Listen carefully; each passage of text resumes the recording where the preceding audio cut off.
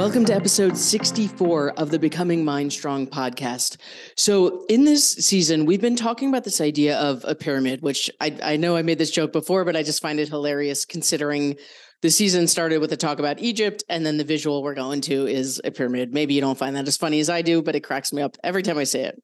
Anyway, we're talking about this idea of a pyramid where at the foundation, at the root of this pyramid is our physical health, right? In the last episode, we talked about there being a bridge, the mindset work, the neuroscience, the consciously unwiring and rewiring our brain for habits that serve. That works as the bridge between physical health, leading ultimately to the top of the pyramid, which I'm calling our soul's work, our soul's journey, our life's purpose, living in alignment, whatever term you want to put with it. So the obvious question when we start to talk about this stuff is, where do I start? Right. And I said in the intro to this season, I like to put a lot of polls on Instagram, on Facebook, and ask people what they want to hear about in the next season of the podcast. And the number one, actually tied for number one, the Egypt story was number one. A very close second, I think, were the actual statistics, is that people wanted to know where to start. So I'm going to break this up into two different conversations. In this episode, we're going to talk about the foundation of the pyramid. We're going to talk about your physical health. And then in the next episode, we're going to dive into where to start when it comes to both mindset and the soul's work. Now, I want to give a bit of a disclaimer. If you've listened to all the seasons of my podcast, if you've read my book, if you're in the Mind Strong family, this episode on where to start with physical stuff might seem a bit elementary to you. It might be a bit redundant. I know for me, even if I'm more advanced at something, I always like re-listening, relearning, because I catch snippets of what I don't know. And that said, if you're more advanced, you might not need to know where to start when it comes to health and fitness. Maybe you know what to do, whether you're doing it or not. But either way, in this episode, we're going to dive into where to start when it comes to taking control of your physical health, the bottom of the pyramid. And then in the next episode, we're going to talk about actionable tools, right? This is not rainbow and glitter and unicorn and pump you up, feel good fluff. We're talking about actionable tools in where to start when it comes to your mindset and your soul's work. But for right now, let's dive in with where to start when it comes to your physical health.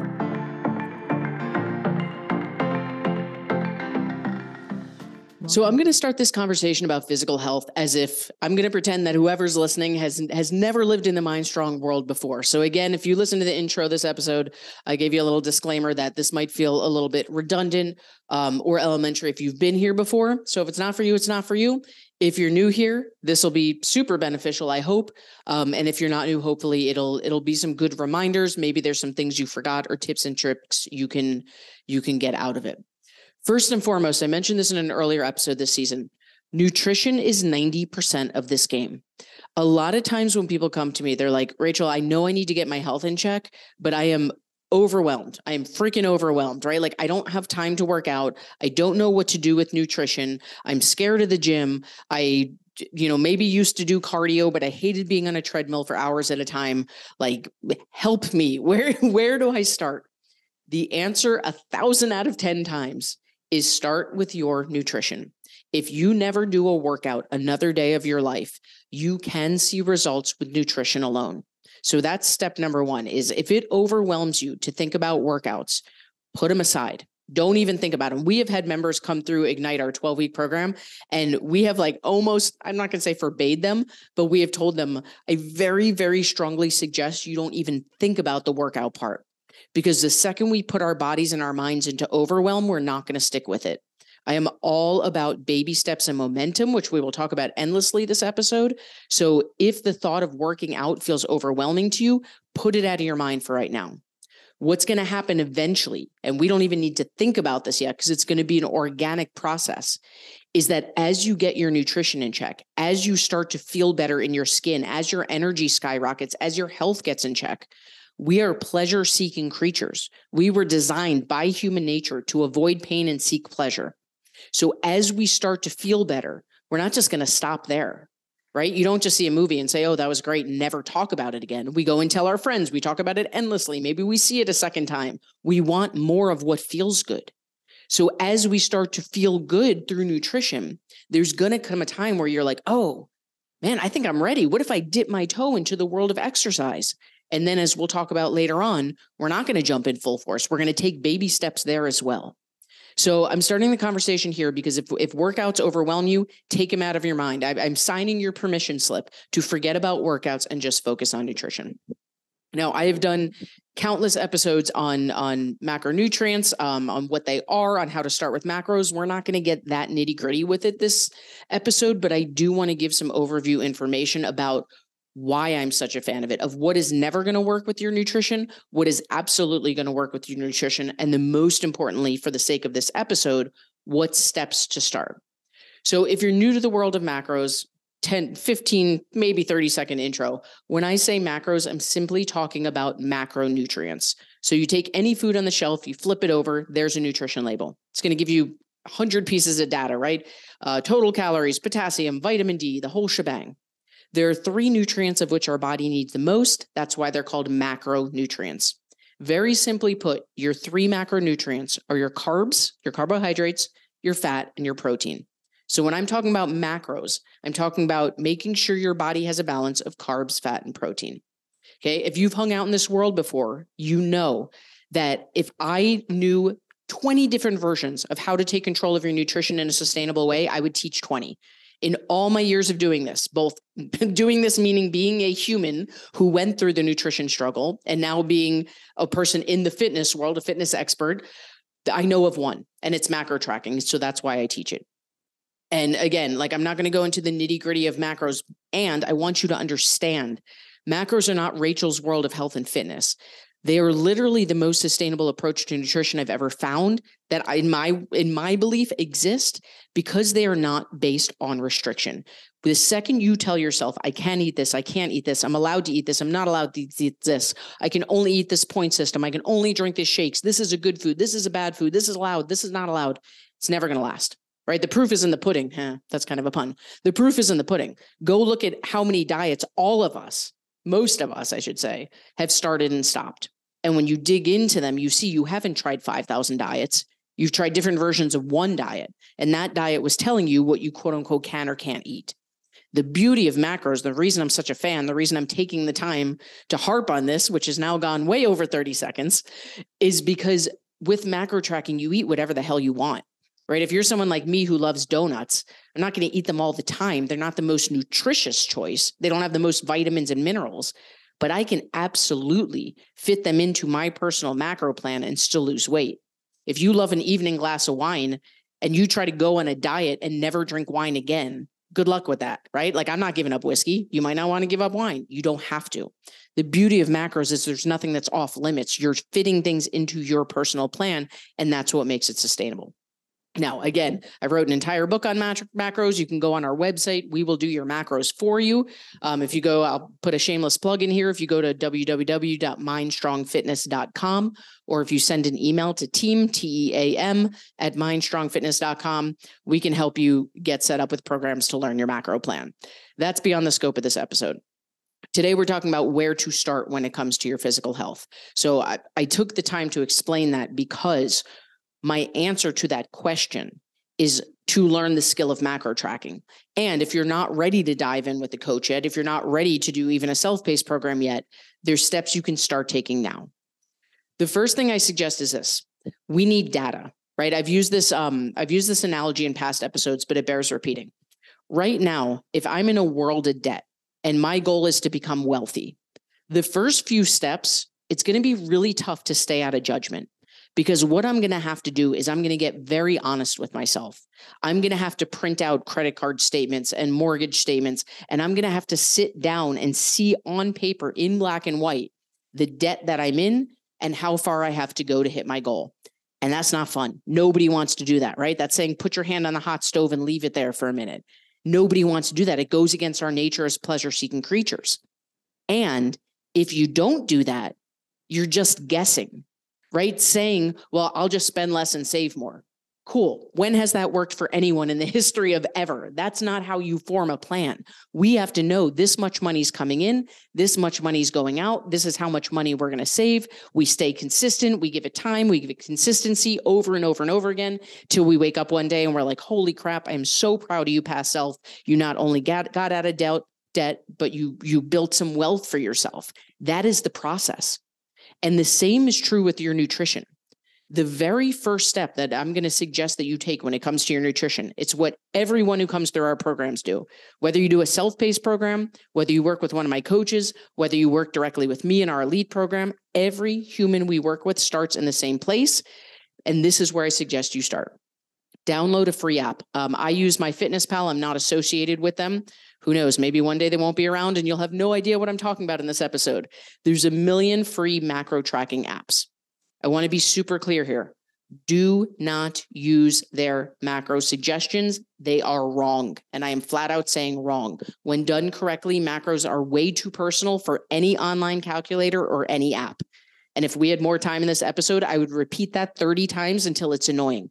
Do not use online macro calculators. Do not use the macros suggested by apps. We are only using them to track. And that is super important because if you put the time in to learn the skill of macro tracking and your numbers are wrong, you might gain weight. You might do the opposite of what you're trying to do. They won't work.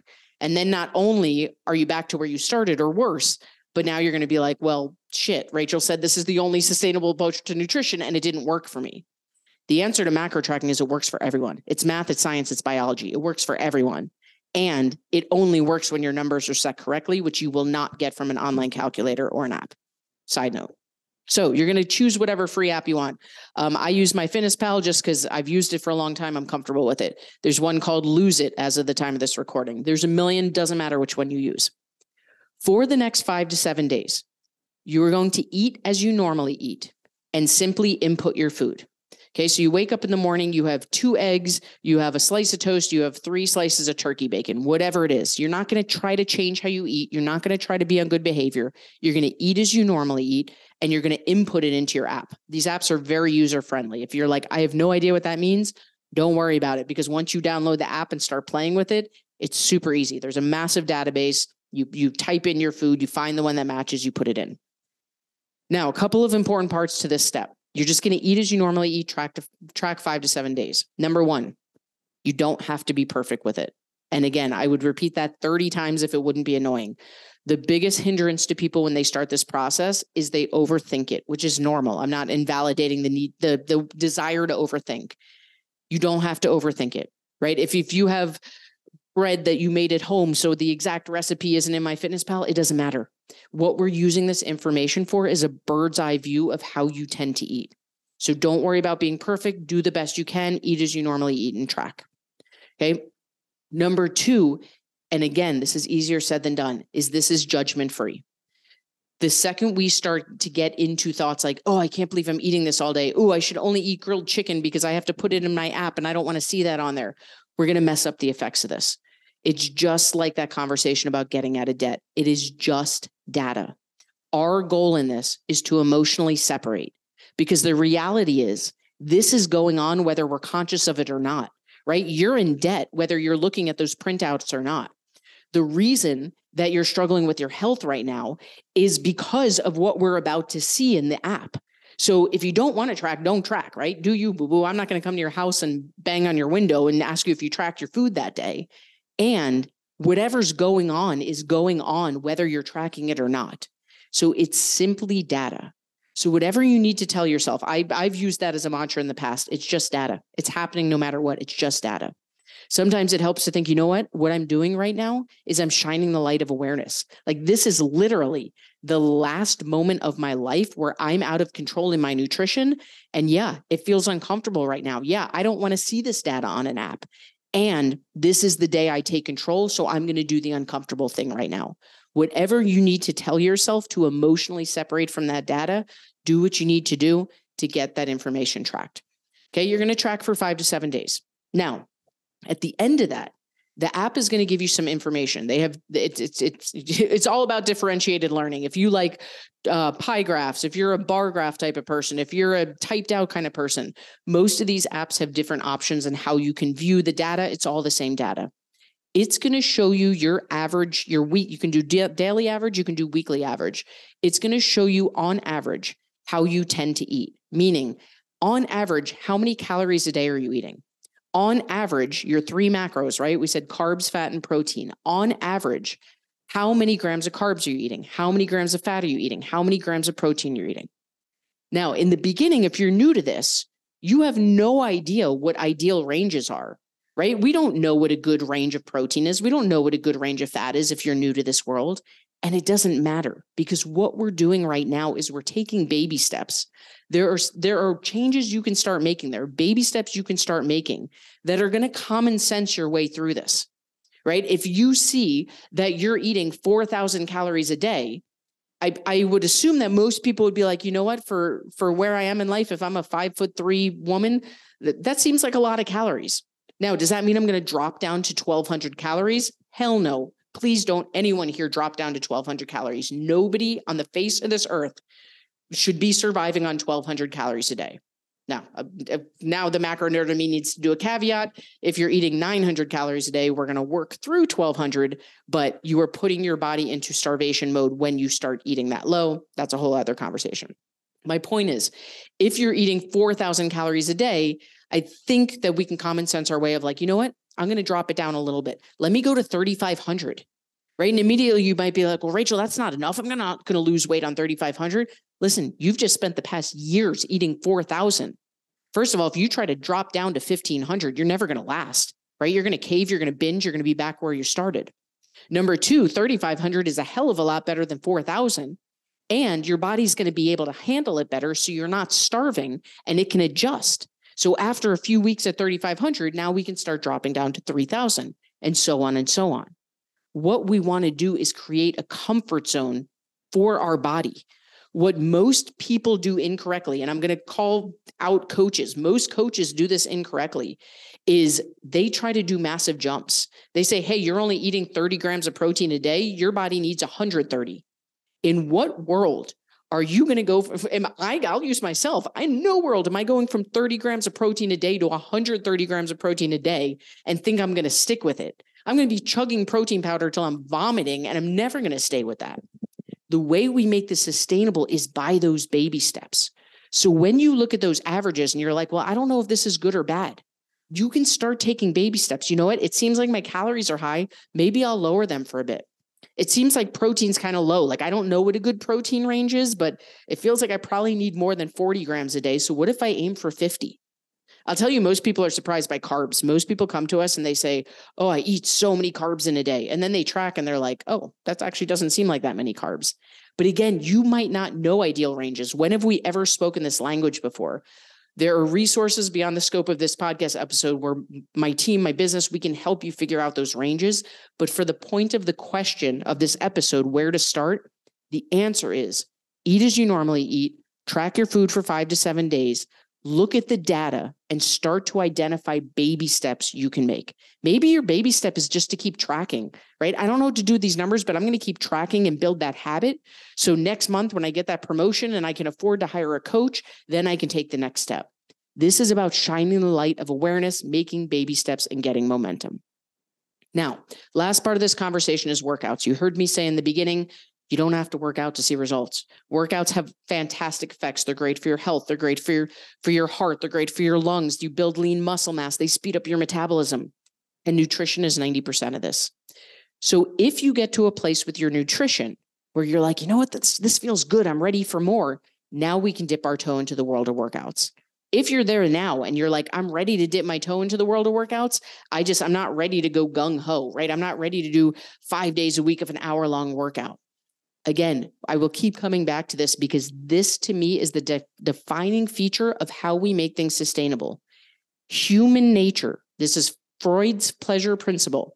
We are pleasure-seeking creatures. We are designed to avoid pain and seek pleasure. So the second we go into anything, whether it's getting out of debt, whether it's nutrition, whether it's workouts, the second we go in and say, day one, here we go, I'm going balls to the wall, 5 days a week, an hour a day of workouts, you're never going to stick with it.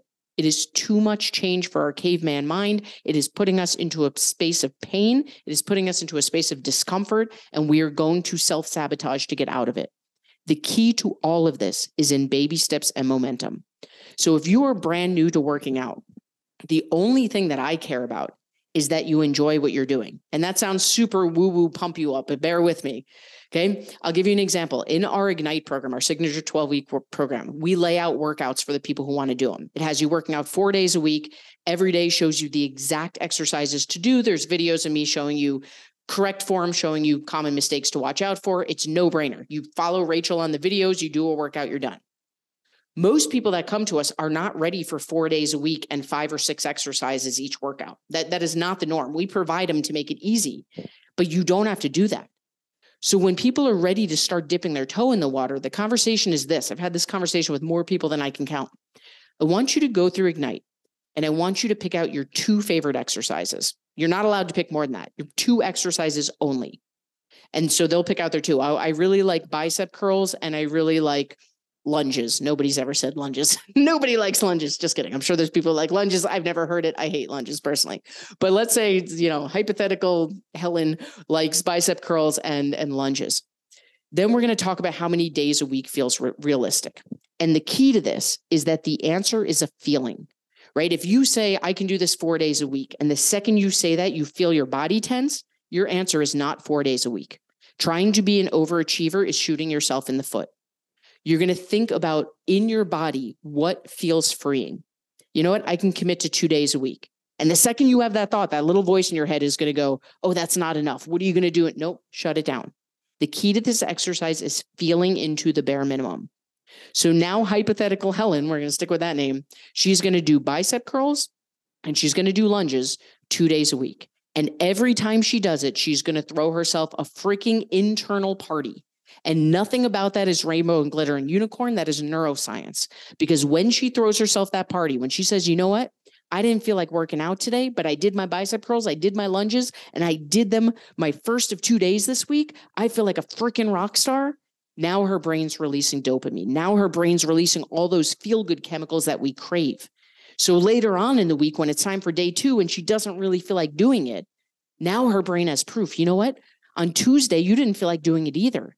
But remember how good it felt?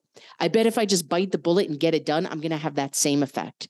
And when she does it and she throws herself a party and the dopamine releases, well, now she's starting to form a habit through consistency. Now, you've heard me say till I'm blue in the face, we are pleasure-seeking creatures. Hypothetical Helen is not going to do bicep curls and lunges for the rest of her life, right? At some point, she's going to come back and be like, you know what, Rachel, I'm crushing my bicep curls. I'm crushing my lunges. I'm feeling strong. I'm feeling for a bicep bump each day. I'm feeling my legs start to perk up a little bit. What else can I do? What else can I do? And then we start adding these baby steps. You know what? Let's pick a third exercise. Let's pick a third day. Maybe we do both. Maybe we don't. But when we start to use this trickle effect, it's the same thing as going from 4,000 calories a day to 3,500 a day. We're taking baby steps. We're letting our body adjust, right? It's the difference between spraying a hose into a bucket and it splatters everywhere versus if you do a drop of water at a time, you don't even see the bucket filling. When we make these small steps, our body's adjusting along the way. It feels normal. It doesn't feel overwhelming. And best of all, as it starts to adjust, it starts to feel good. And the more our body feels good, the more it wants to feel good. And this is how we create a snowball going down a hill.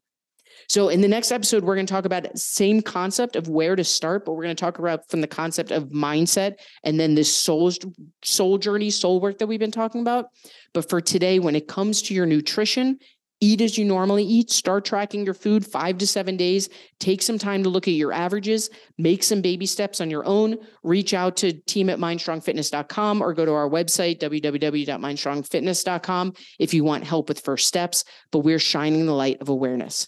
If you're ready for workouts, when you're ready for workouts, you're going to feel into the bare minimum you can commit to. You're going to pick your favorite exercises. You're going to focus on consistency because as we'll talk about in the next episode, that's what cements those neural connections. That's what builds habits. That's why we're focused on consistency over intensity. And you're going to repeat, trusting that we are pleasure-seeking creatures. And the more our body feels good, the more it wants to feel good.